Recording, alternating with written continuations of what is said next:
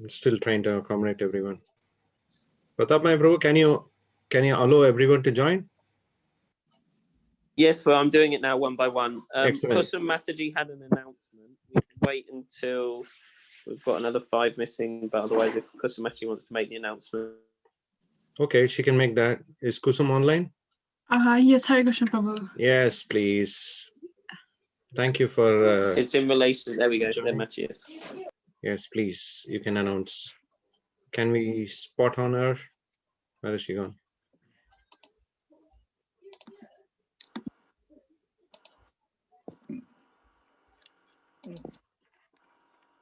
Kusum Mataji, please unmute. And there we go. Thank you. She is spotted. Okay, Hare Krishna everyone. Am I talking about the course? Yeah, the quizzes and the certificate. Yes, so Hare Krishna everyone, I'm Kusum. I just wanted we have posted a link for the quiz. So every day you have to do a quiz. It's related to what we are learning. There will be material provided, but you have to do the quiz in able to get the certificates. So please do them. And we have also sent the instruction if you're having any problem with the logging. It's a very simple instruction, but if anyone has not joined our group yet, please, I'm sending daily reminders for the people who have not joined our group. But if you don't want to be part of a group, you can message me and I can send the instructions directly to you. And then we can talk about it in a separate separate conversation. We can talk about that, but please do the quiz. It's very helpful. You know, do them after you're done with today's lecture. You can start on chapter 2, you know, and you can go back on the PowerPoint and revise what you have learned. But yeah, it will be quite beneficial, and you have to do all of them to able to get the certificate. And if you are not able to join some of them, so we will provide you a YouTube link, and then you can watch it and then go back and do that quiz. So that will be all from me. Thank you. Okay, brilliant. So it takes like 1 or 2 minutes. It's nice and fun, and it's just a good refresher. So if anyone's got any difficulties with it, just reach out to us and we'll give the support needed to help you through it all. Okay, thank you. Can you repeat the quiz? Can like if you get it wrong, can you repeat it? Yes, Prabhu. Yeah. The more you repeat, the more I went twice. I went twice. I got 4 out of 6, and then I got 6 out of 6. Do as many times as you like. I got 50%, and then I got 100%. Very good. Well done, Prabhu. All right. Okay. So if it's all fine with everyone, so can we start without any delay? Yeah. Yes, please, Prabhu. Excellent. Thank you. Jai. Welcome all for the second chapter of Srimad Bhagavad Gita as it is. And you are here in the wonderful lockdown period of the entire cosmic manifestation has decided to lock us down, away from God, away from humans, inside our house, doing what we want. And still we are fighting our daily run with the material nature. Somehow or the other, Krishna has still provided us all the comforts for us to be in the single place but we are still trying to connect with him and understand our relationship. Here we are in the second chapter of the essence of the Bhagavad Gita, which we are actually talking from yesterday onwards. I see that Alexandra Michelle, I think you joined today. Did you miss out yesterday? Hello. I didn't know it was on yesterday. Okay, that's brilliant. I didn't see you probably. That's why it's so question on. No worries. Yes. So I just want to take you a small prelude of what happened yesterday, and then from there we'll take it to the second chapter. Okay. Can anyone say what is the main discussion of yesterday? What was the main essence of the topic of yesterday? What was the header of the topic? It was like the Bhagavad Gita, how many slokas there are. Okay. What's the header of the? What is the header of the chapter? What's the chapter name? The armies on the battlefield of Kurukshetra. Bullseye. Kurukshetra, yeah. This is how it is. So you should be precise when you know Bhagavad Gita. That means we should go again and again and again and again, touch upon this Bhagavad Gita. So it's very important for us to understand that the reason Bhagavad Gita is given to us is not to keep it as it is in our shelves. The reason is to make us get connected to that eternal world which we belong to, which we will come across. And I also said that there is the first chapter, which has got a direct relation with the 18th chapter. So 18th chapter and the first chapter has a relationship. So you need to be very conscious about each and every. So that's why I'm humbly requesting all of you that this 1 hour is very precious for you. You are superly investing a wonderful time. This 1 hour is going to be very essential for all of you. Okay. So now, second question I'm going to ask is, what are the reasons which Arjuna gave in order not to fight? Can anyone say? At least Wasn't one. one compassion? Compassion. Compassion. Fantastic. One question, one question, and that's the one answer. So what are the rest ones? Let's talk about it one by one. His love for his family and friends. Wonderful. Second one, it's his relation bounded back to you. Yes, yes, go ahead. Indecision. Indecision. Yes, indecision. Third one, very good. What else? Fear of karmic reaction. That's word. That's very crucial, very critical. This particular element of karmic creation, sinful activities, all these things will join us in our bandwagon all through the entire 18 chapters. So we cannot escape that. Good. Thank you so much. So that means we are all very live and active. So we are getting energetic now. Okay. Now, what is one reason where this particular war was considered a very important battle? Why was it considered a very important battle for the Pandavas? What made them think that there was no other choice but the battle? To attain the kingdom? Correct. That is to attain the kingdom. But why? They were left with no choice. That's it. Key factor, choice. They were not given this choice. Why? Because Duryodhana refused to give even a small piece of land which can be taken through the pin of the needle. So now we are very clear that there was no other choice, but the battle was inevitable. Now coming, they asked for 5 villages. Sorry, they asked for 5 villages, yes, and he wouldn't give them land to drive the pin of a needle through. Yeah. Absolutely, Sorry. yes, that's what the fact is. They were asked, but they were not being sanctioned by that. Basically, he was like, no, I don't want to give anything to you guys. You do what you want, and war can be a better option. Let's go for war. So now we have seen the situation. We have also assessed the situation. Now we are analyzing the situation of the battlefield and the detailed experience. So before the battle started, Krishna was requested by Arjuna to take the chariot to the center of the battlefield so that Arjuna can practically see each and every person who is actually ready and willing to fight out against him. Families are full of grandfathers, spiritual masters, martial art teacher, military teacher, brothers, cousins, every single person whom you can think of having a relationship and want to be with that, all were there, just sitting there, opposite to there in their chariots. Now they all want simply one thing, war. Then what did they say? Okay, now that's going to be a war cry. So war cry started with the Kauravas blowing their bugles, trumpets, kettle drums, conch shells. They started blowing at the power of their energy levels. And what happened? There was no impact at all on the Pandavas side. They were all thinking, okay, it's like a lullaby for them. But when Krishna started to blow his conch, what is Krishna's conch name? Anyone? Panchagavya. Panchagavya. Panchagavya. Panchagavya is a treatment in Ayurveda. That is, you are telling about the Ayurveda, man. I don't want Ayurveda. Ayur means life. Veda means knowledge. So you are talking about Ayurveda to the spiritual knowledge. So let's make it very clear, Prabhu. It's not Panchagavya.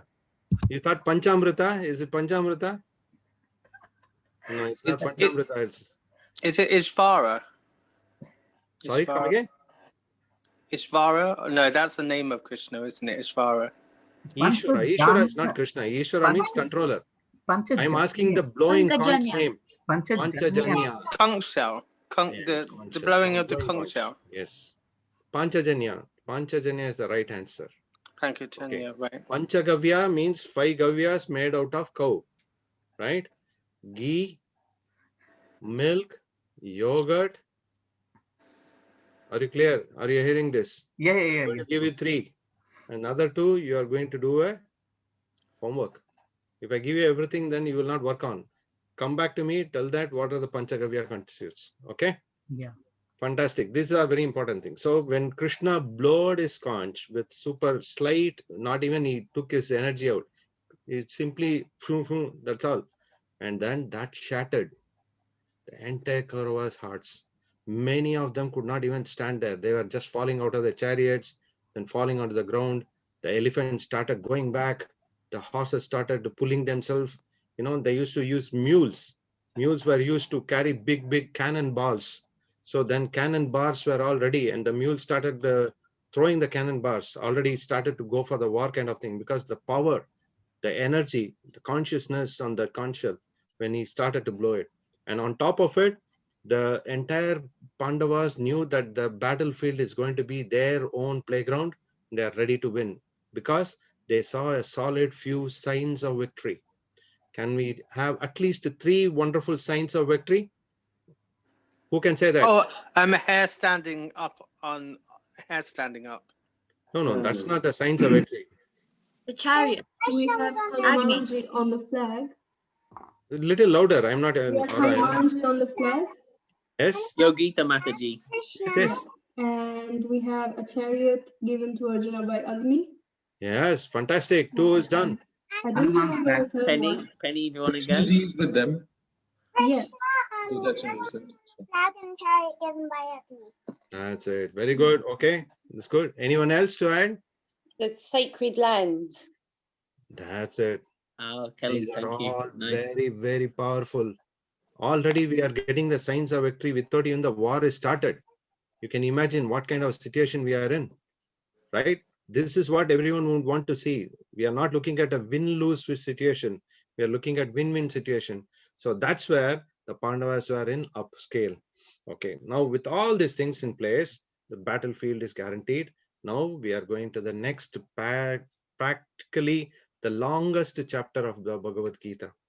How many slokas are there in the Bhagavad Gita? I'm not going to ask Kusum. I'm going to ask others. 700. It's already switched off. 700. Sorry? 700. 700. Fantastic. Are you sure, or is 800? This is one of the quiz question, by the way. 700. 700. 700 is good. Very nice. How many chapters? 18. 18. How many chapters have we completed? 1. Applause. Thank you. We are all in the same page now. So we are going into the second chapter, which is called the Gita, is condensedly summarized, which is called the Gita condensed. That's the entire slokas of a complete second chapter is very, very, very crucial for you. It is a lot important for us to practice. You can by heart the slokas or the translation. This chapter will help us in any point of most difficult situations we are all put in. If you just remember the second chapter, you are in the so blissful and most happiest and most strengthful state you can ever think of. The entire 72 verses in this chapter are the lifeline or the bloodline of the entire Bhagavad Gita. Okay, so I'm going to share my screen. That fundamentally leaves me that I can't probably see who is talking and all that, but still I think someone can moderate it. I think Pratap Maya can do. Okay, let me just quickly share my screen. I'm just loading. Can we also ask everyone to have their videos on just like yesterday, if that's possible, just to enable it to be as interactive as possible? Yes, this is going to be a lot interactive because these are all questions which are going to be. I hope you are all able to see my screen. Please let me know if you are not able to. Okay, so now we are in essence of Bhagavad Gita. This is the second chapter for all of us. Okay, so now we are going to pray before we start our chapter. It's very important for us to pray to Sri Jagannath Baladev Subhadra, who is none other than Lord Krishna, Krishna's brother Lord Balaram, and Lady Subhadra, sister of Lord Jagannath and Balaram. And also we have a wonderful Lord Giri Govardhan, who is none other than Sri Krishna himself. And he is also very important that Krishna lifted him personally. So he is considered Krishna himself. Okay, so we start with the small prayers, which is very important for us to be enabled, empowered to grasp this divine science of spirituality. Otherwise, we will not be able to grasp. So we pray to our predecessors, spiritual masters, and with the prayers, you can join me also, or you can read it. Om Nandasya Shakshurunmilitam Yena Tasmai Shri Gurve Namaha. Namo Vishnupadaya Krishna Prestaya Bhutale Srimate Bhaktivedanta Swami Namane. Namaste Saraswate Deve Gauravani Pracharine Jai Shri Krishna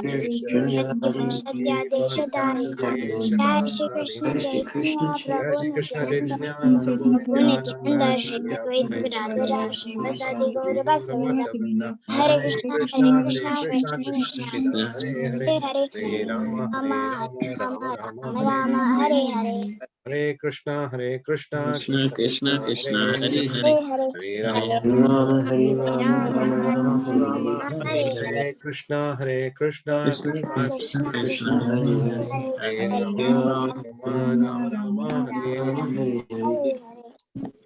Okay, as we said yesterday, this is the same repetition in terms of our complete dedication to His Divine Grace, A.C. Bhaktivedanta Swami Srila Prabhupada, who is the founder Acharya or the spiritual predecessor, preceptor of ISKCON, which is International Society for Krishna Consciousness.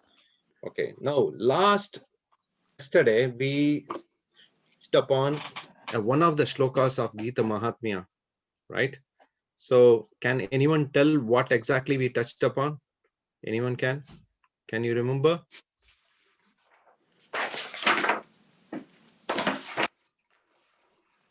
Okay, never mind. This is when 5 subjects, wasn't it? no. Subjects. That's different. We are talking. All We are right, not talking about that. We are talking about this one called Gita Mahatmya, glorifying the Srimad Bhagavad Gita. It is always important.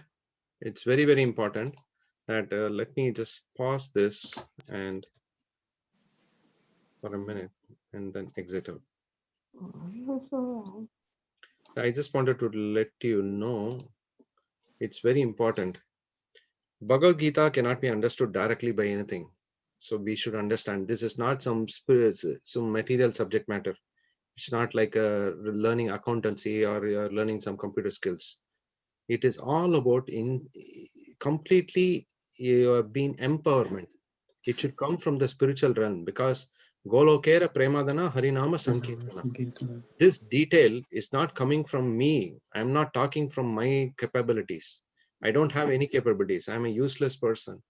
Because this is the information which is coming from the Supreme Lord and He holds the copyrights. So He needs to open that spiritual window.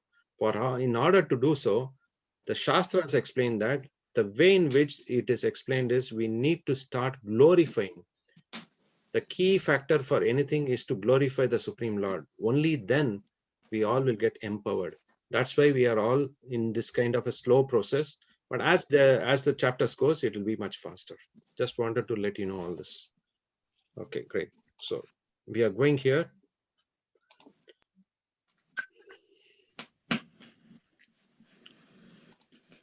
Present. Okay, this is one of the prayers which has been actually been empowered by us, by Lord Shiva to Parvati. He speaks about the Gita Mahatmya. Gita Mahatmya is actually a compilation written by Adi Shankaracharya. Shankaracharya is explaining this in a very beautiful manner. He says, Gita Dana Silasya Pranayama Parasya Cha Naiva Shantihi Papani Purva Janma Kritani Cha. Yesterday we read about a very beautiful verse which talked about if you just read Bhagavad Gita, you are enabled, empowered to go back to Godhead. You will be going back to Vaikunta. What is Kunta? Kunta means anxiety. Vaikunta means no anxiety, to the place where there is no anxiety.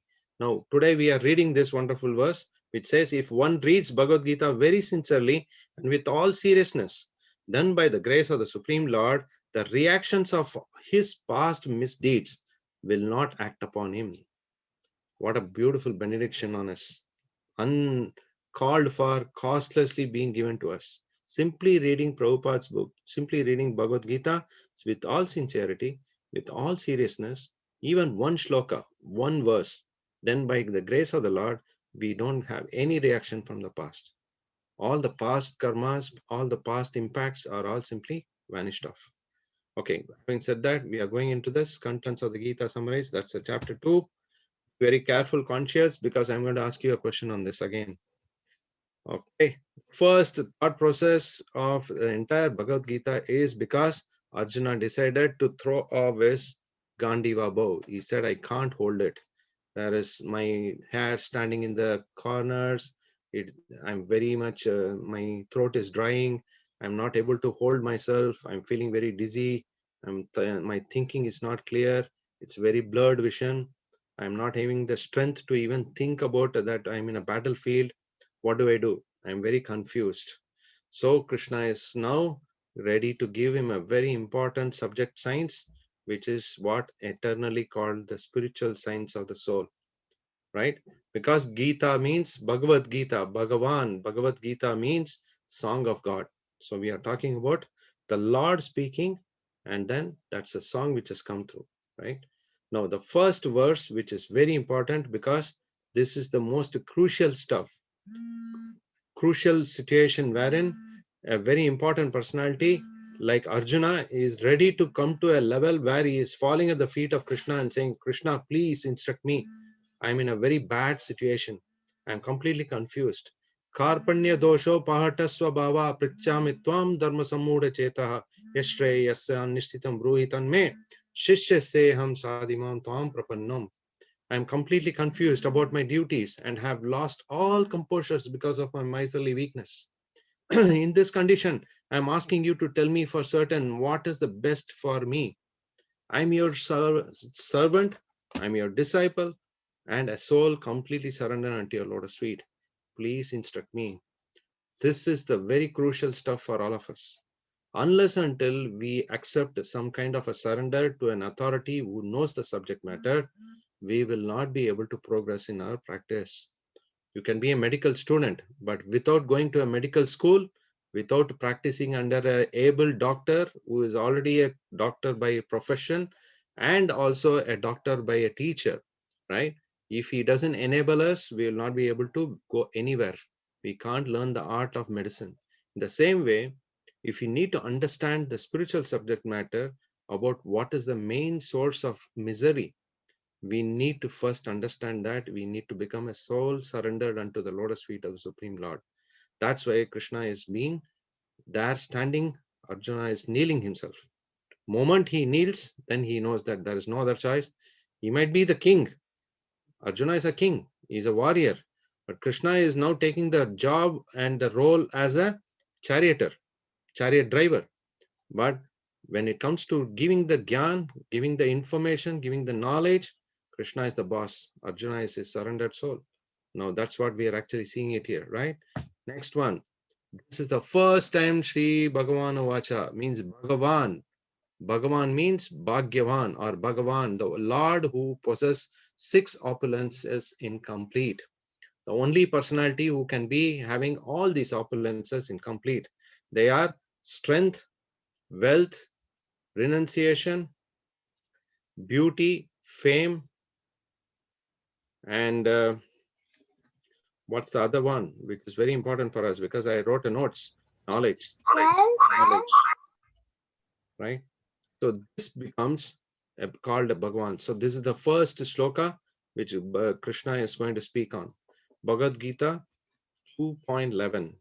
2.11 is all about this, and I wanted to take you to, okay, let me take to, can I add, it would be good if Pratapmaya Prabhu can show the slide so that I can share in database. Let's go to this place. This is a good source. We all learn from here. Chapter 2. I'm going to this verse. This is the first time Krishna is going to speak. Sri Bhagavan Vacha, the Supreme Personality of Godhead said, while speaking learned words, you're mourning for what is not worthy of grief. Those who are wise lament neither for living nor for dead. Ashochan anvashotashvam braknavada vadam sase gatasum agatamscha nanusochanti panditaha. So this is what Krishna is trying to tell us. That don't think too much. You are trying to dodge yourself, speaking like a great Pandita, means a scholar. That's not going to help you in any manner. Understand the reality. Don't get perturbed by what is very good for you, what is not very good for you. That's very important for us to know. Now, we are in the next most important subject matter. This entire chapter is going to talk about a lot of theories, lot of philosophical treatises, lot of understanding which we need to understand, right? So Krishna is going to instruct Arjuna. Arjuna, please understand, you are talking like a very learned person, but you are not, because we don't lament for neither for living nor for dead. What does it mean? He says, Dehinosmin yatade kaumaram evanam jara tatate ahantra prapter dhirastatra namuhyati. As an embodied soul continuously passes into this body from boyhood to youth to old age, the soul similarly passes into another body at death. A sober person is not bewildered by such a change. So the first concept of entire spiritual practice is, what is it? We will have to tell it very clearly. When I ask you a question, who are you? Or who am I? So what would probably be your answer? Can anyone say that? Soul? Little louder, little louder. Soul, Prabhu? Soul. Soul. Or soul or soul? Soul, Prabhu. Not solie. Okay, solie is talking about soul. Okay. Yes, you understood the Bhagavad Gita very neatly. But for someone who is going to ask a question of this sort, they will say, oh, okay, my name is so-and-so, my name is Vishal, I'm here, I'm this body, I'm the spirit, I'm not the spirit soul, because they don't know the concept of what is the difference between a spirit soul and a material body. Bhagavad Gita only encourages us only to talk about this subject matter, material body versus spiritual being. And this is like this, I'm this body. If I say I'm this body, then we have a lot of issues, because am I in this body here on my head, or in my hands, or in my stomach, or in my chest? Where am I? We really don't know. This is not the way you understand the spiritual subject. We need to make a very clear differentiation. We cannot be ambiguous. There is no yes or no kind of thing. Either yes or completely no. There is no third option. That is spiritual practice. Okay. Now, let me go again. So Krishna is explaining the concepts very clearly. He says, as the embodied soul continuously passes to this body from boyhood to youth to old age, the soul similarly passes from one body to another body at death. The sober person doesn't get bewildered by such a change, because it's a fact, right? When we are at 3 years old, we are the same person. When we are at 10 years old, the same. When we are 30 years or 40 years or 50 years or 70 years, we are still the same.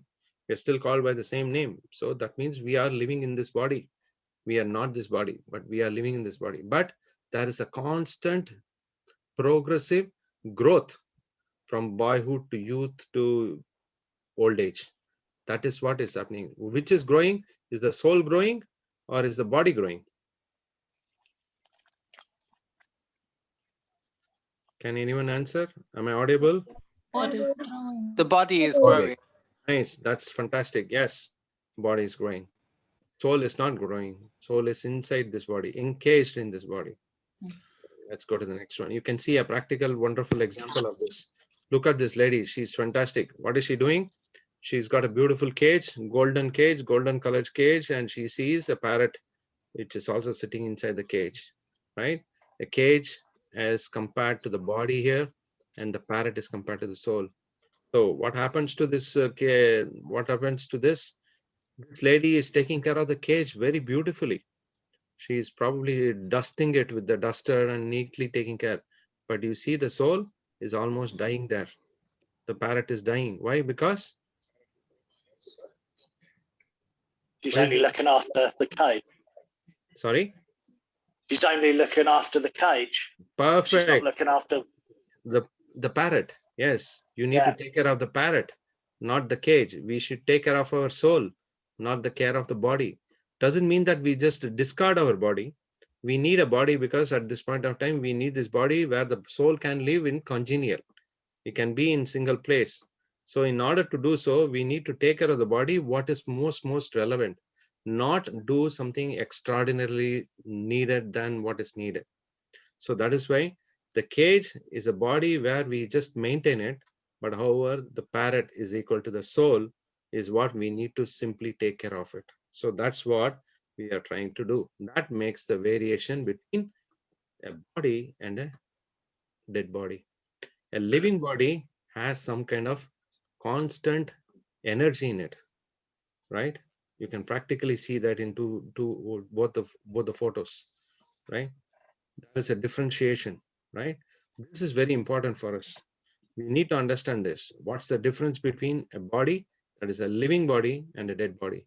A dead body will not have the soul inside the living body has a soul. Because of its living, so the soul is present. Moment the soul moves out of this body, as Krishna said, the soul automatically goes to the next body. It doesn't stay in the same body. It has to go to another body. We will come to that wonderful reincarnation concepts a little later.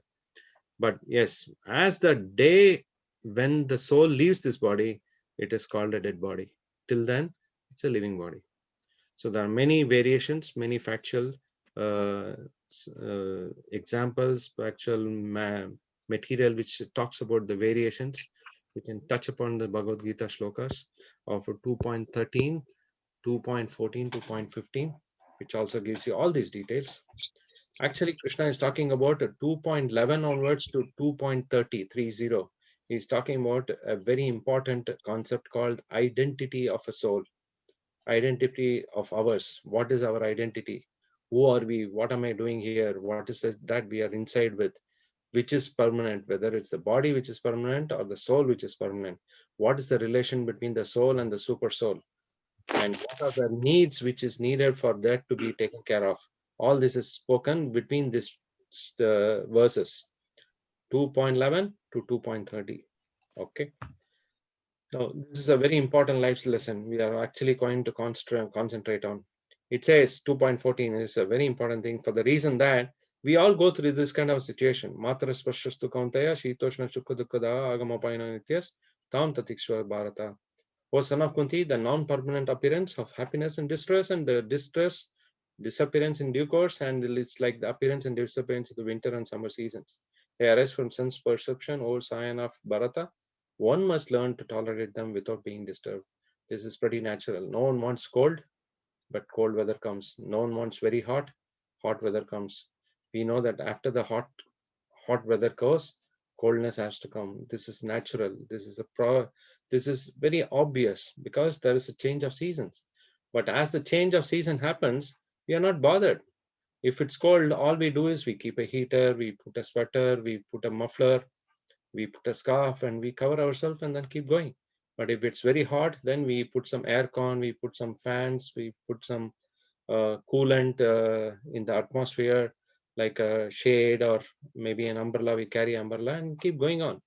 That's very important for us. In the same way, in our practice of our daily life, we should not be worried about whether it's a happy situation or a distressful situation. If there is happiness, there has to be distress. If there is good, there has to be bad. If there is, this is what the place is called. It's a place of duality. You cannot compromise. It's not monotonous in that sense. It is always dual.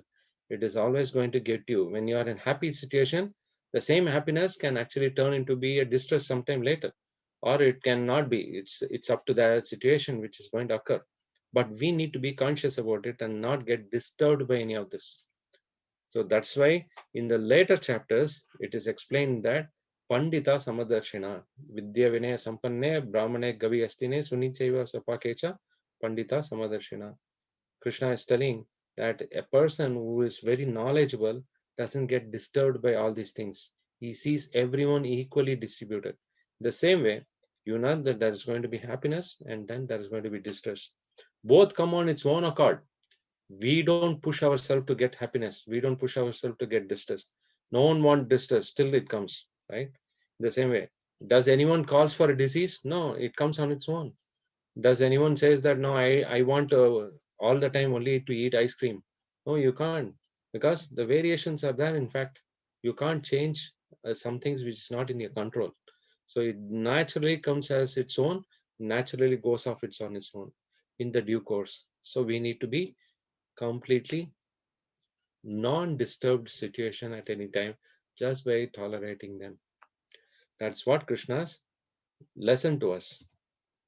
Now, you see here, we were talking about dehinosmineta dehe, like how the soul is going to move into another body, but in the current body, it actually the body grows from boyhood to youth to old age. In the same way, the soul has to migrate into another body.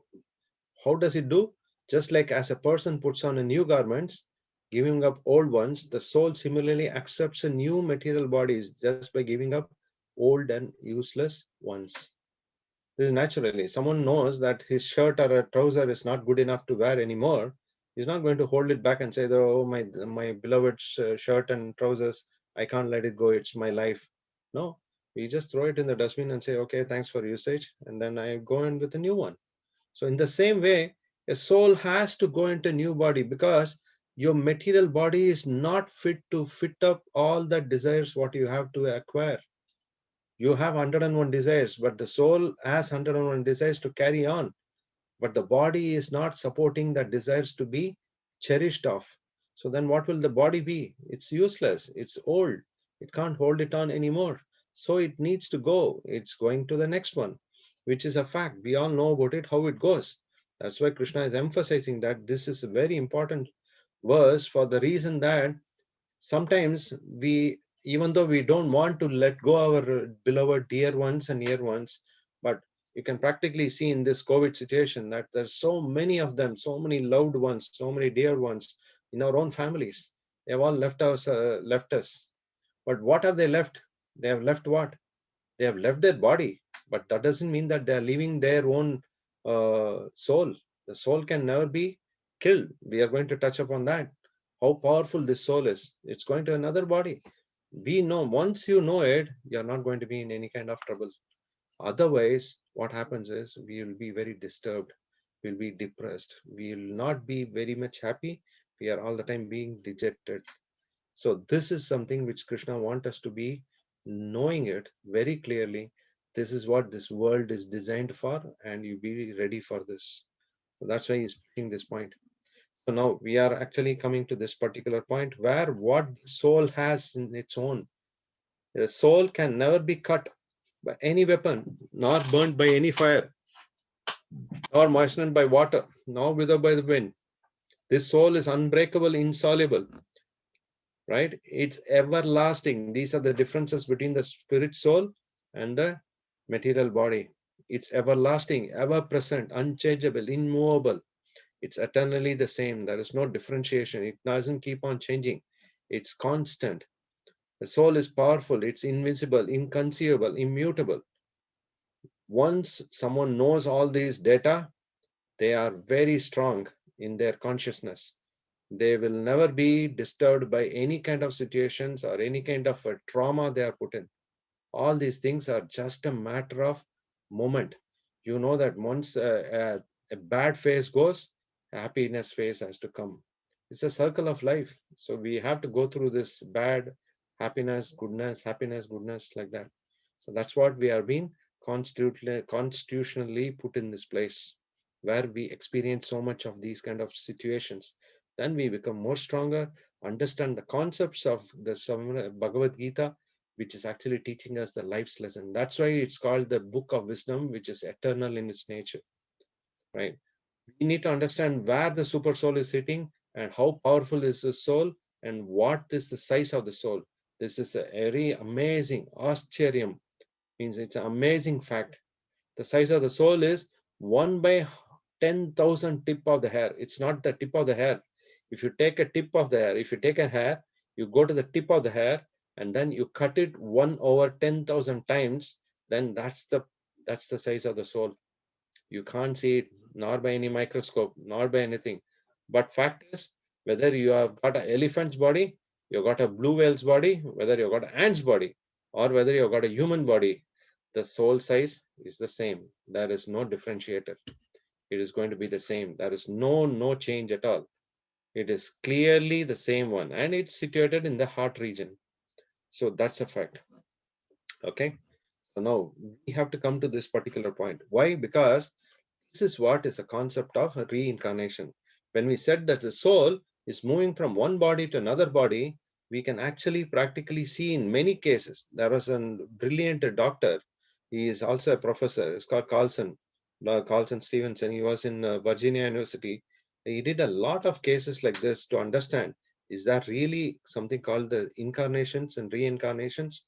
So he did one kind of a experiment, and he wrote a very many books about the entire concepts. And then he was actually a very powerful personality who influenced the Western thinking that, okay, there is definitely birth after death. So in order to do that, he actually came out with some kind of very different, straightforward, different cases and different stories of realistically factual evidences.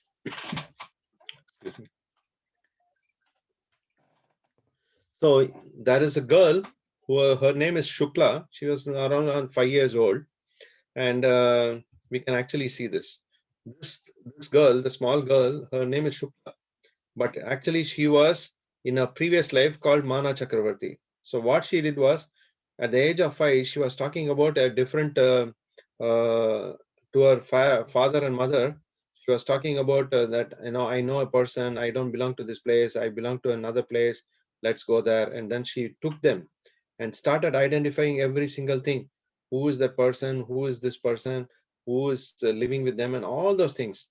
So that itself is an indicator that this is a very important thing, that there is reincarnation. That means there is a birth after a death. And that's a factual situation that we need to accept it. This is what is the constitutional salient features of Bhagavad Gita. It teaches us these are the concepts, and which no other concepts like Buddhism or any other religion shows this. But in Bhagavad Gita, in Hinduism, in potentially, it explains all these things. There is always a birth after a death. And this is what it is. Now, Krishna is taking Arjuna to a next level. What is he doing? Till then, there was only a very serious conversation of convincing Arjuna that you are not this body, you are a spirit soul, and your spirit soul is not divided, not killed by anything, and you are eternal, and you are connected to the supreme soul. That much data Krishna gave to Arjuna. But now he is upping up his skill sets. What is he saying? Now he's talking about a very important role. You are a warrior. So that means your job is to perform your duty. Krishna is saying that what is your duty as a warrior? You need to fight. You can't just simply sit in the chariot and say and being morose. You are entitled to fight. That's what your job is, right? So he explains this very, very important verse. It's a very famous verse, and 90% of the people in India, they know the first 2 lines, but they don't know the second 2 lines because they can't pronounce the next level. They only wanted to say one single 2 lines, and they say, okay, I'm very happy with that. But the fact is, this is what it says: Karmanne vadikaraste ma phaleshu kadachana, right? But they stop in that. But there is much more to it. What it says is, you have a right to perform your prescribed duties, my dear Arjuna, but you are not entitled to the fruits of the actions what you performed. Never consider yourself to be the cause of the results of your activities. Just don't get attached to what you're doing. Just do it as a matter of duty. Krishna is very, very clear. He is just giving a very straightforward bullseye instructions to Arjuna. Imagine, you can see in this photograph, right? Krishna is standing, Arjuna is sitting. He is literally begging, oh Krishna, please tell me what is that I can do. I'm just in a very bad patch. It's like I'm not in ready to start my war or ready to do my job. I'm feeling very perturbed, very disturbed, very dejected. So how can I overcome all these things? The entire warriors in the other sides are all ready. They are just raising their weapons and they're holding it back. But they are also very astonished to see that what is this? These 2 people discussing. They can't hear what these guys are talking, but they know, they are very curious to know. But everyone is waiting and watching. What is Arjuna saying? What is Krishna is saying? They both are sitting and standing. One is it's like a solid conversation, but they can't understand. But they are all holding their breaths. But fact is, Krishna is giving them a very, very important life lessons. This is what the point of understanding is. Second thing what he talks about is in the chapter, this is very important. As I said in the earlier times, this will carry on with this. O Dhananjaya, keep all abominable activities far distance only by devotional service. In that consciousness, surrender unto the Supreme Lord. Those who wants to enjoy the fruits of their work are misers. It's very natural, because in there is another Upanishad called the Katha Upanishad, in which actually it says that there is a branch of a tree.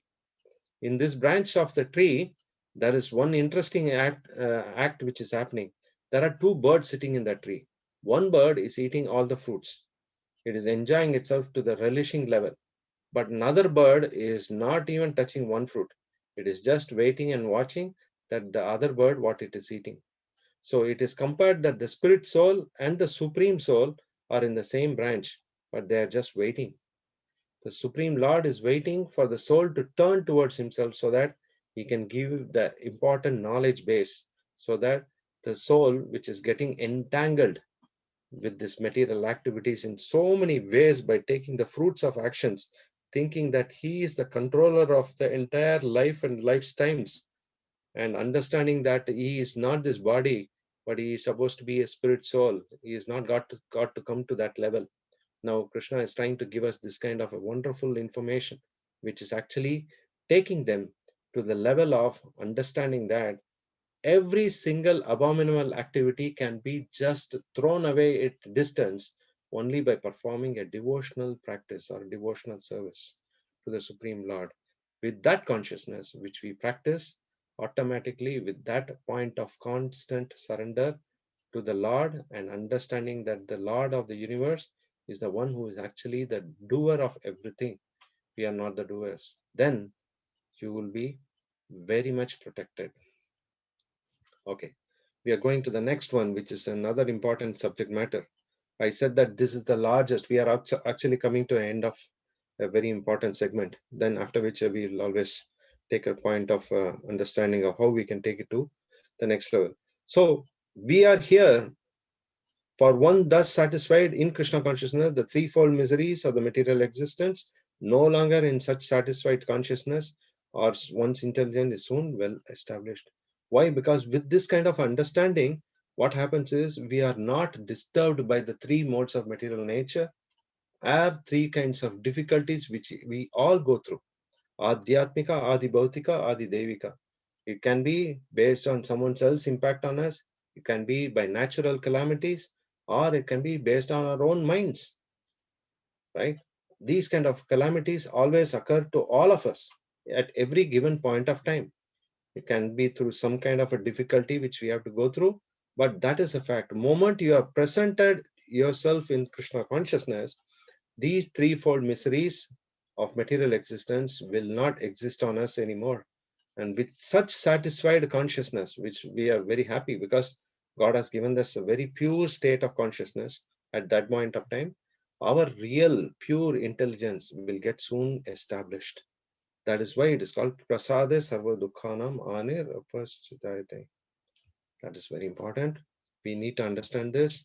And that's a beautiful example here of Ambarish Maharaj. He's a great king. He's a king from the yonders. And what he did nothing but a simple thing. It's a beautiful story which I wanted to explain it to you. But before that, I just wanted to see if I need to cover anything else. Okay, so we have something more to cover. Okay, so this is a beautiful example. I'm sure everyone knows. I don't know how many of you know, how many of you don't know the stories. Anyone can tell me the story of Ambarish Maharaj? I know. Yes. Can you explain it to all of us, please? Yes, so Wait, let me put you on spotlight. Yes, Penny, go ahead. You are in spotlight. Please tell us the wonderful story of Ambarish Maharaj. You are off the track. so one day I forgot there was one. Where are you? We are losing you, Penny. Are you there?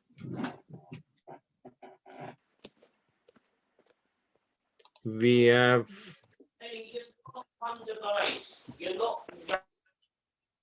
she's not connecting to her device. Okay, let's hear to that story very shortly. Okay. In the meantime, okay, we'll wait for Penny to tell us the story. But in the meantime, I'll give you a small snapshot of it. This Ambarish Maharaj is a very great king. So what he was explaining is that he was explaining to us about an importance. He's a king in its own capacity. But what he was doing is he was doing everything in the right perspective. One day on Ekadashi, he was fasting, and there was a sage who was called Durvasa Muni who came in, and he said that you can't fast and fast break it.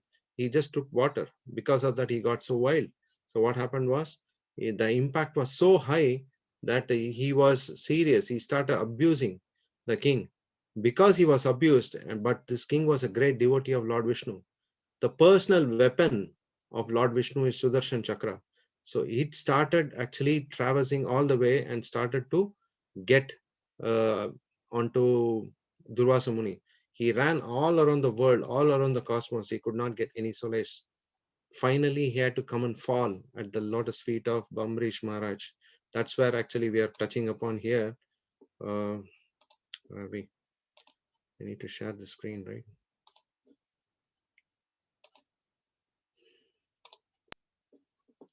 Yeah, that's where he is. Ambarish Maharaj was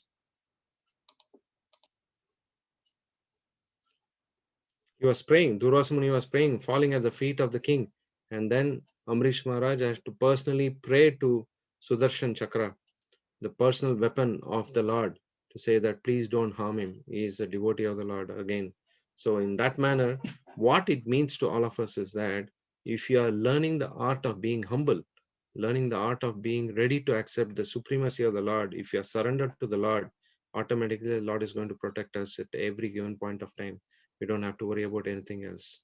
So that gives us the thought that there is two things most important for all of us.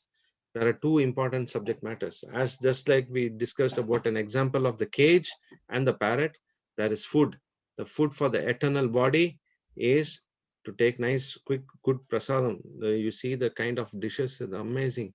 You feel like mouth watering and you love it. This is a North Indian, South Indian delicacy which is coming to our own eyes. Like we can just see, but we can't eat it. But there is also food for the internal soul, right? Krishna says it's very important that you connect with me through my holy names. And this is what is the power of all the sacrifices that Krishna says in the Bhagavad Gita, that I am the chanting of the holy name, Japos me. So when you chant the holy name of the Lord, Hare Krishna, Krishna Krishna, Hare Hare, Hare Hare, Hare Rama, Rama, Hare Rama, Rama Rama, Hare Hare. Hare. By chanting the holy name of the Lord, actually you are generating a lot of food for the soul. The soul wants the food of that sort, not the kind of food what it sees outside, right? This is what we need to make a practical application with. First one, what we go through this is in every difficult decisions which we are in, right? Making situations very consult, we should always consult a perfect authority, because it's very important, because they are the ones who can give us the practical and very genuine advice, and their suggestions are always factually very true, and you can always be very guaranteed that they will give you a right decision making thoughts, because their thoughts are very clear and they know what their focus center is, right? Second is knowing our real identity is the beginning of our happiness. We know now that we are not this body, we are a spirit soul. That means we are connected to the Supreme Lord eternally, and we are there with the Lord all the time, and the Lord is there with us all the time. So we don't have to worry about anything happening to our body. So that is the start of our happiness. Third, you cannot escape many miseries just by destroying your body. If you are going through some kind of, some people do that. I have seen that, I have heard of it, I have seen that also. One lady was around 86 years old. She was having a lot of pain. She could not manage that pain anymore. Why? Because she was thinking she's the body and she's going through this kind of difficulties. So the next day we could hear is that she had committed suicide. So this kind of suicide is not a good option for us. It is that you are trying to escape from what your karma is. You need to go through that, but you are trying to escape. You cannot do so. That's why it's by just escaping through the miseries, by just destroying our body, It's not a recommended process. Finally, Bhagavad Gita is the missing link for that higher taste. Param Dushta Nivartate. We need to understand that every time we take to higher taste is only through getting higher knowledge. It's not that with lower knowledge we can get higher taste. You have to be connected to the supreme absolute truth. Only then the knowledge level is at the highest optimum situation.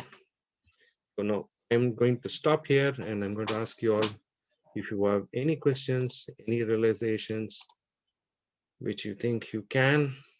We are exactly 3 minutes away, but we started 7 minutes late. So I've got 10 minutes to cover. But of course, if you are all okay with that, then we can go ahead with this. Okay, question time and answer time. If anyone has any questions, or we are all star-struck, dumbstruck, we are all thinking, oh, this is too much. What do you feel? This is too much to digest? Are we all okay? Hare Krishna. Yes, Hare Krishna. Hare Krishna, Prabhu. Yeah, thank you so much Saulier for the is class. speaking. Okay. Thank you so much for the class, Prabhu. I was just wondering, because sometimes I seem to forget about this essential stuff. Like sometimes too much happy or sometimes too much distressed, like that, and how not to be affected by that, Prabhu. I just, yeah, if you have any advice for Advice. We have been discussing the whole chapter. It's only about advice. Krishna is giving the direct advice to all of us. We have to be in this kind of a plane where we should not get entangled. We should not be feeling that, oh my God, there's happiness here, there is distress here. We should be equally pleased and equally poised. We should not feel that, oh God, this is too much for me. I can't digest myself because I'm in this kind of a trouble, right? Sometimes trouble comes, sometimes trouble goes. Krishna says, Matra spashastu kauntaya shitoshna shukka dukkadaha. As the winter season comes, next is the summer season going to come, right? In the summer, Prabhupada gives the example in the Bhagavad Gita purport, right? An Indian woman will be cooking in the summer in the hot kitchen. You know the Indian kitchens? I don't know if you have gone. And don't see the kitchens, Indian kitchens in England. Go and see the Indian kitchens in India. It is so hot. I'll tell you, especially in the summertime, you will be perspiring like left, right, and center. And that too, a place like South India, like Chennai and Andhra Pradesh, you are in super trouble. It's so hot, but still they do the job. They continue to cook. They continue to serve. In the same way, people in the north of India, that is like Himalayas and all that, in the winter season, you should be probably asking Kusum because she is coming from the Himalayan region. So it's very cold, but still they don't say that, oh, it's cold, I can't, I will sit in the lounge, or I'll sit in my sofa covering myself with 5 coats of layers of sweaters and all that, and I'm not going anywhere out. No, it's the same thing in Russia. Yesterday we were talking to one Mataji, and that Mataji said that, oh, day before yesterday the weather was really cold. We asked what's the temperature, it was minus 35 degrees. Well, then we asked him, what, minus 35 degrees? Yeah, today is very, very better. I could just be so happy that I went for a walk. So then he asked, what is the temperature? She said minus 14 degrees. One is minus 35 and the next day is minus 14. So she's so happy. So at least I've got a break from that. I'm going for a walk. So people do that. So we need to learn the art of being very natural. Don't get disturbed by the situations. Be learning the art of being very conscious about that we have to go through this. It is based on our past deeds. It's based on the situations we have been put on. It's based on many factors. So we should be equally distributed, whether it's a summertime or it's a winter time. If you're equally poised, you will never get into this kind of mental stability difficulties. You will always be equally poised, and this will not affect you at all. Why have we been put in this kind of a situation? There are 3 very factor, very important thing. One, you had a desire. Second, Krishna has to fulfill that desire. Third is the situation has to be generated in such a manner that desire has to be fulfilled. So if this is not done, then you will not be put in that kind of a situation. First of all, you had the desire. Let's say, for example, you are doing a PhD, right?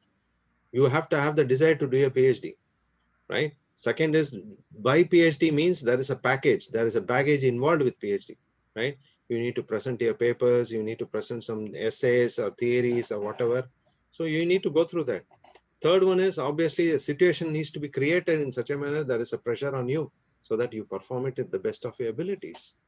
That's what it's all about. So don't get too much into your heart, just do your job. Leave the result to the Lord's hands. Let him decide and go ahead with that. Clear? Okay. Yes, Let's go Prabhu. to, Thank you so much. no problem. Okay. Any other questions? Hare Krishna, Prabhu. Yes, Mataji. So I wanted to know, how fast does the soul travel between one body to another, as in like after death? Very good question. It's not an easy question to answer, but I can't give you one short stop for this answer. Actually, there is a book exclusively mentioning and talking about the soul's journey, how fast it goes to the next body. There is a book called Garuda Purana. If you read it, probably you will not sleep for the next 5 days. I'm telling you the truth. I'm telling you the truth. If you read that book, you will not sleep for 5 days. There is a condensed version of that, which Srila Prabhupada has released for all of us, for us to understand what kind of situation the soul goes through. That book is called Laws of Nature. That's the book I actually read first in my life, and then I got zapped. And I never ever thought that I'm not going to touch any of the books, but it's a fact, because it has impacted me directly into my soul's level. This is because a soul takes practically almost like 13 days to go into the next body. But on the 6th day, it can get a body or it may not get a body, depending on the kind of karma it does, depending on the kind of situation which is being put across. If someone commits a suicide, right? Forget it. You won't get a body. That's what we call it as a ghost, right? They are so unfortunate that they are losing the body. Why? Because they are entitled to live in that body to complete a lot of desires, but they chose not to because of the free will of the soul, and they are entitled to do that. The free will of the soul has killed it. So you don't have a choice to get a body till the Supreme Lord decides that somehow or the other it gets another body where it can start continuing. So it's a big science. It's not easy science. I can't give you a one single hat that fits all heads kind of an answer. So, but it does has a very big impact. But maybe we will have to talk about this as a separate subject matter in one of the sessions. Maybe you can touch base with MAHATMYA Prabhu, and then he can probably tell you when that session can be assembled. Okay. So, one more question on that. Is it the same process for devotees in Krishna consciousness? No difference. That's what I said. One cap doesn't fit all heads. You don't have an extra 2 horns just because you are a devotee. But you have a choice. You know that there is no death for you. But whereas a materialistic person knows there is a death. For you, it is a connection to the Supreme Lord that you will see him face to face after you leave or relinquish this body. That's the beauty of Krishna consciousness. Krishna consciousness gives us a chance. Moment you relinquish, you won't feel bad. You don't feel so tensed. You don't feel feared when you want to relinquish this body. Why? Because why are we feeling about all these things? Because we are working out on a place where that's not known to us. We are going to traverse to a place unknown. We don't know what's in store for us in future. That's why, which is actually impacting us so badly. Oh my God, what will happen to me after death? I'm in a very tense, perplexed situation. I'm not sure what is going to do. I'm enjoying now at this point of time. What will happen to me later on, right? Why? Because we don't know that region. We don't know where we are going. We don't know where we will probably go. That's why human life is called the crossroads of evolution. Now we can decide whether you want to go up the scale or you have to go down the scale. I'm conscious I'm losing time, 3 more minutes to close, but still I want to answer this. This is extremely important for all of us to understand. This is a very detailed subject matter. We need to understand it. Krishna has given us intelligence. We need to take this intelligence to make sure that we are honestly attempting for a better body. We are marketing for a better body. As a devotee of Lord Krishna, we have got a chance to become a close associate of the Lord, right? There are 5 types of liberation, which we'll talk about it later on. So you can actually go for it, but also We are not bothered about that. We are more bothered about how I can serve the Supreme Lord in his devotion service after even relinquishing this body. That's where the power of Krishna consciousness is. So we are not scared. We are absolutely not scared. Maybe we are not really ready for it, but we are in the process of being ready. This is the process, right? Today, if I tell, are you ready for death? Raise your hands. Including me, I won't raise the hands. Maybe Prathamaya is the only one who is ready. I'm not ready for death. I'm also not ready for death. Yes, I'm not sure. Why? Because I'm not sure what's going to be my kind of body which I'll get. I want to be the controller of that kind of body, what I want to relish and I want to be in, right? Why? Because that's what you call it as love. The love isn't the point not to get a body at all, though? And that's ridiculous. If anyone thinks that they don't want to get a body, that's ridiculous. You know why? Because that's a very bad situation. It's no, I mean, like a physical body. You need to have a physical body anyway. You have to have a physical like body. when you die, if you're a pure devotee and you're surrendered to the Lord, then you're going back to the spiritual world where you don't have a physical body. Who said that? If you if you are a pure devotee, you will definitely have a body. You see a lot of people. Srila Prabhupada is a pure devotee. He has a body. And you no, have but when you die, what my point is, when you die, and you've tried to understand the philosophy. You get two choices. So one's dark, like a non-devotee gets another body and then has to do the process all over again. Yes. But somebody who has really tried to be Krishna conscious at the point of death, the Lord then decides that he doesn't want that soul in the material world. He wants them to be liberated to the spiritual world.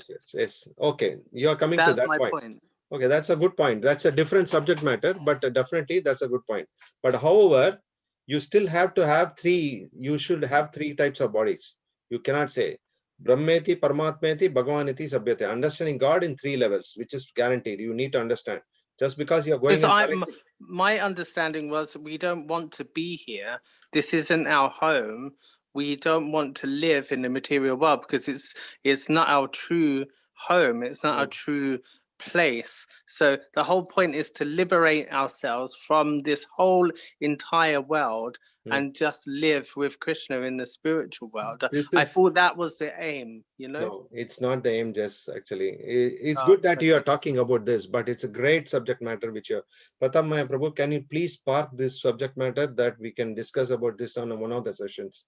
It's very important. It will take minimum of 1.5 hours to 2 hours to discuss, but I'll give you just the gist of it. And the gist of it is that you have two options. One is go to the spiritual world, and then you have been given a chance to stay with the Lord eternally. That is called Nitya Siddha. Second one is Nitya Baddha. That's kind of people whom we are, like a conditioned souls. We are stationed here in this world and we live for that forever, right? Now the point is, we don't have choice for either of these two. But the alternative option is that if you think this place belongs to the Supreme Lord also, then there is no difference between the spiritual world and the material world. This also belongs to the Lord because he created it, right? 3/4 of the material, 3/4 is spiritual creation, 1/4 is material creation. So we don't have to worry about it, whether we are in this world or in the other world. Our only point of contention is, how can I do devotional service to the Supreme Lord? Moment you have that in place, we are in safe space. But however, for your discussion, it is something which is a much higher level, not included in the second chapter of Srimad Bhagavad Gita. We'll touch upon it. I have asked Prathamaya Prabhu to park a particular session for it. We will definitely discuss this. Okay. Thank you. Yeah, we've made a note of that. And thanks for all the good questions. We've got one more question on the chat. Before we do that, Langton Prabhu's got his hand raised. He's been waiting patiently. Oh, I'm sorry. No, not at all. So Langton, would you like to ask your question? Oh yeah, thanks. No, it was just I was just going to ask, what were the two books that you mentioned? The Garuda something, and the other one, the condensed version by Prabhupada? Garuda Purana. The book name is called Garuda Purana. Garuda is the carrier or the vehicle Vishnu, of yeah. Lord Vishnu. So he Yeah. spoke a subject matter. There are 4 Vedas, actually 5 Vedas. There are 4 Vedas. I'll explain it to you. 4 Vedas are Rig Veda, Yajur Veda, Sama Veda, and Atharva. Right? Each of it talks about a very particular, specific subject matter. Right? The 5th Veda is called the Panchama Veda, which is Mahabharata. Right? The 4th Veda, in the 4 Vedas, there is one Veda called Sama Veda. This is the Veda which came from the flap of the wings of Garuda. When Garuda flapped his wings, Garuda is the vehicle carrier, right? He's like a big eagle or whatever, vulture, or not a vulture. Maybe is it eagle? What do you call this? We call him Garuda. Half man, half eagle, no? Like some kind of whatever you talk about, like that. But this is what it is. Yeah. So Garuda, when he started flapping his wings, one of the Vedas started flowing out. And that Veda is called Sama Veda. The Sama Veda is a glorification of the Supreme Lord Vishnu in the form of poet and meter. You know, like Swa Ishe Twa Je Twa Vayavasta Payavasta Devo Va Savita Prapayatu Karmana Karmane, something like that. You will not, everything will be like, otherwise you will say the same mantra. Let us say, for example, you have a Bhagavad Gita shloka, right? Matra Sparshastu Kaunteya Shitoshna Shukha Dukkadaha, right? Agama Paino Nityas Tam Tachikshava Bharata. So if I have to say the same thing in this kind of a meter, right, that becomes Samaveda. Matra Sparshastu Kaunteya, like that. So you can see what the way in which it is presented is what as an exclusive meter for Vedas on the Samaveda part. So what finally happens is, this one is the one which is actually explaining it to you, the soul's journey. The soul's journey from end to end, from the day when it relinquishes its body, from the day it gets into another body. The 10th day, we call it as Vaikunta Samarana. It means the day when the soul gets the chance to get another body. Just like what we call it is when someone leaves the body, they say, long live the new king. Correct? Have you heard of this term? Long live the new king. Yeah. So that's how it is. So that is Garuda Purana. Equally, Prabhupada condensed it and gave some snippets of it. From that, the book is called Laws of Nature. Got it? Okay. Yeah. Brilliant. Fine. Okay. Yeah. So, Perfect. Yeah. is there any other Thank you, questions? Prabhu. Okay. We've got one more question and then we'll have to wrap it up if we have time. Please, one thank last you. one. This is from James Buckingham. James Prabhu says, Hare Krishna Prabhuji, wonderful class again. In the Vedas, it is mentioned that when the Lord favors someone, he takes everything away anyway for him, her. Is this to strengthen our sadhana relationship with the Lord and to become less affected by the material world? Can you repeat the question, Prabhu? Sorry, you're a little faster. I couldn't grasp the last Sorry, two yeah, lines. I'll say it again. So in the Vedas, it is mentioned that when the Lord favors someone, he takes everything away from him or her. Is this to strengthen our sadhana relationship with the Lord and to become less affected by the material world? That's a very, very interesting question. This is not that easy to understand it. When the Lord favors someone, it's not his interest to take everything away from him. Krishna is not called, we are not worshipping a God-fearing person. We are actually worshipping a God-loving person. Look at positivities in every step you take. We are not worshipping God. Like, for example, you say, oh, we'll say some terms like this to many people, right? What do we say? Oh, God-fearing person. He's a very God-fearing person. No, we don't have a God where we fear of him. We love him, so he loves us. The idea of actually making sure that Krishna takes away everything, anything. He doesn't take away anything and everything. He actually gives more and more. In the 9th chapter and in the 10th chapter, in the 9th chapter, he explains that Yoga Kshemam Vahamyaham Ananyasya Enta Chintamam Ejana Pariyupasate Tesham Nityabhyuktanam Yoga Kshenam Vahamyaham. He makes sure that whatever you don't have, he will ensure that he gives it to you. But whatever you have, he will also make sure that he is restoring that with you. So he doesn't take away anything. But the only thing what he does is, He will take away that which is not favorable for you to get connected and get attached to him. If, for example, someone is smoking, right? That's a small impediment. Srila Prabhupada actually discussed with one of his disciples from New York, and he got into the habit of smoking. But Prabhupada went and told him that this is the smallest thing which is actually stopping you from loving Krishna closely.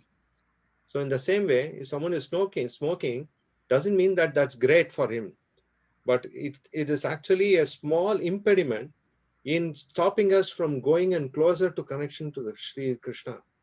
Krishna is actually wanting to leave us with a lot of love, because he is our eternal father. Aham Vecha Prajapitaha. He is our father. He is our eternal father. He is not wanting to, just because one child is not well, right? The father doesn't discard anyone. So Krishna doesn't discard. He doesn't take away anything. He gives everything in abundance. But the way in which we need to see it, it should be in a very positive framework, right? Just like we have 5 fingers. All the 5 fingers are not the same. Each finger has a constitution. Each finger has a composition. Each one does its own job, right? But does it mean that one finger is good and other 4 fingers are not good, so I chop off? No, that won't work. But Krishna is very conscious about it. So what he does is, he does only gives you what is most entitled for you, and what he makes sure he gives it to you. I hope answers this question, Prabhu. Okay, so I think we should stop today because it's already 8:15 in my watch. And sorry, Kusumataji, I could not reduce my question answer session for a larger extent, but it's a very concise, because this is a very important subject matter. Contents of the Gita summarized, and this is the longest chapter of 72 verses. So it will definitely take a lot of time. But this is, just this chapter alone, we can discuss for more than around 7 to 10 weeks. That has so much of detail in it. But I humbly request that you all go back, please write down your notes, spend some time, read this, and see if there is any of the particular points you have a doubt. We can definitely take it on offline and we can discuss this further. Okay. Srila Prabhupada ki jai. Srimad Bhagavad Gita ki Jai. Shri Krishna Hare Krishna. Balaram ki jai. Sorry, 1 second. I think we might have a poll, Pratap Prabhu. We have a poll? Yeah, if you just want to give the announcements quickly in terms of the quizzes, if that's okay. So Hare Krishna, everyone. So we were talking about the e-learning course at the start of the meeting, but for the people who joined a little bit late and who are not in our WhatsApp group, so it's for those people, please register yourself for the e-learning course, and we have quizzes for each chapters as well as notes. So you can go back, revise, learn about if you want to, learn more stuff into it and go back. So please do them. You have to do all of them so you can get a certificate at the end of the 18th day. And if you're having any problem with the registration, you can personally message me, or you can message on the WhatsApp group. And I posted the instructions already, but the people who are not in the WhatsApp group, I can send it to them. So that won't be a problem, but that will be all from me. Thank you. Yep. So the quiz questions you can do more than once. You're welcome to have several goes at it. You can do as many times as you like, 10, 20. Yeah. And there'll be replays as well. We've also got the poll ready. So the poll, is the poll launched? Can we see that? Yes, it's launched. It's launched. Okay, so if everyone would like to launch the answer the questions, the poll. Have you read the Bhagavad Gita before? You got 4 options. Okay, we've got 1 person replied so far. Brilliant, thank you. Let's all answer this because this is very important for us to understand where we are going towards, and we humbly request you all answer it. And also it's important that this is not just a certifying course, but it is a course which certifies you for your life. Please understand it. It is not here that we are talking about just a certification which is physical in its nature, but it is really certifying you that you are getting qualified by the process of Krishna consciousness, by the process of understanding the study and the practice of the knowledge based on Srimad Bhagavad Gita, that makes you more stronger in your spiritual practice and in your journey of life. That's very important. I'm also hoping and praying that because Kusum is she's our administrator and our dear friend, I'm trying to influence that she also gets me a certificate as a teacher. That's all idea is. Hopefully she gets one. Thank you. Oh, I got a question if I can ask. So Question offline, Mataji. She's already Yeah, on the we're case. finished now. She There's has two more sent people. So we've had one request today. Please ask us No, I have tomorrow. a question for Kusum. Yes, one more thing. If you guys would like a Zoom link, the recording for today's lecture, you can either message me or you can message on the group. We can provide you the recording for today's class.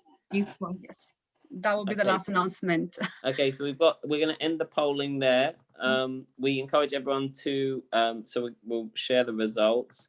If we had 2 requests for Bhagavad Gitas yesterday, so if you don't, and 1 today, if you don't have the Bhagavad Gita, please let us know in any of the communication points that are available. Please, if you can, get a chance to read chapter 2 today between now and tomorrow, and we're going to be back tomorrow. Also, we've got 4 people that haven't registered, so if you could just quickly raise your hand, those that haven't registered, and we'll just make sure that we've got your contact details so you're in the loop. But it'll be the same time on the same link tomorrow, 7 to 8 o'clock, and we'll be finishing on time tomorrow because there'll be no polling and it's a shorter chapter. So we thank everyone. Please try the quizzes, they're good fun. If you've got any questions, reach out. And if you'd like to raise your hand, if you haven't yet registered, then we can just make sure that you contact Alexandra. We've got your contact details. That's wonderful. If there's anyone else, Saulio, Mataji. So if there's 2 others that haven't registered online, if you want to raise your hand, and we'll make sure that we've got your contact details. Great. Okay. And Pratap Mahaprabhu, did we have any absentees from yesterday's session? We had a couple, yeah. I'm gonna I've Can got you a good please relationship with them, so I'll be following up with them touch personally. base with them? Thank you. Thank you so much. Thank you for everyone for joining you us. so much, And everyone, we'll for see you joining. same time at 7 o'clock. Hare Jai Krishna. Srila Thank you very His much. Grace Prabhupada. Vishal Gauranga Prabhu ki jai. Srimad Bhagavad Gita ki jai. Srila Prabhupada ki jai. Jai. Thank you Haribol. everyone for Hare joining. Krishna. See you guys Vancha tomorrow. Kalpataruvasya Kripa Sindhu Bhaivacha Patitanam Pavanebhyo Vaishnavebhyo Namo Namaha Nanti Koti Vaishnavinda ki jai. Thank you. Hare Krishna. Hare Krishna. Haribol. Thank you so much. Thank you. Thank you. Hare Krishna. Thank you. Bye. Hare Bhava Manyo Prabhu. Thank you.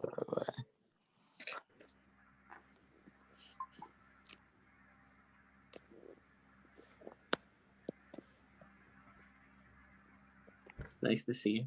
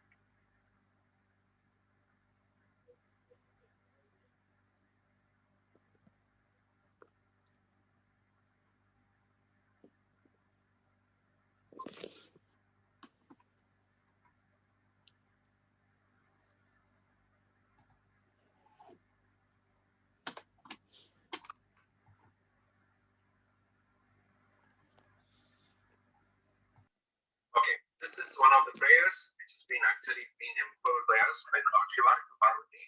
He speaks about the Gita MAHATMYA. Gita MAHATMYA is actually a compilation written by Adi Shankaracharya. Shankaracharya is explaining this in a very beautiful manner. He says, Gita Dana Sirasya Pranayama Prasya Naiva Shanti Bhavani Purva Janma Kritani. Yesterday we read a very beautiful verse which talks about the word basically. just read Bhagavad Gita, you are enabled, empowered to go back to Godhead. You'll be going back to Vaikuntha. What is Kunta? Kunta means anxiety. Vaikuntha means no anxiety. To the place where there is no anxiety. Now, today we are reading this wonderful verse. It says, if one reads Bhagavad Gita very sincerely, with all seriousness, done by the grace of the Supreme Lord, the reactions of his past misdeeds will not act upon him. What a beautiful benediction on us. Uncalled for, costlessly being given to us. Simply reading Prabhupada's book, simply reading Bhagavad Gita with all sincerity, with all seriousness, even one shloka, one verse, then by the grace of the Lord, we don't have any reaction from the past. All the past karmas, all the past impacts are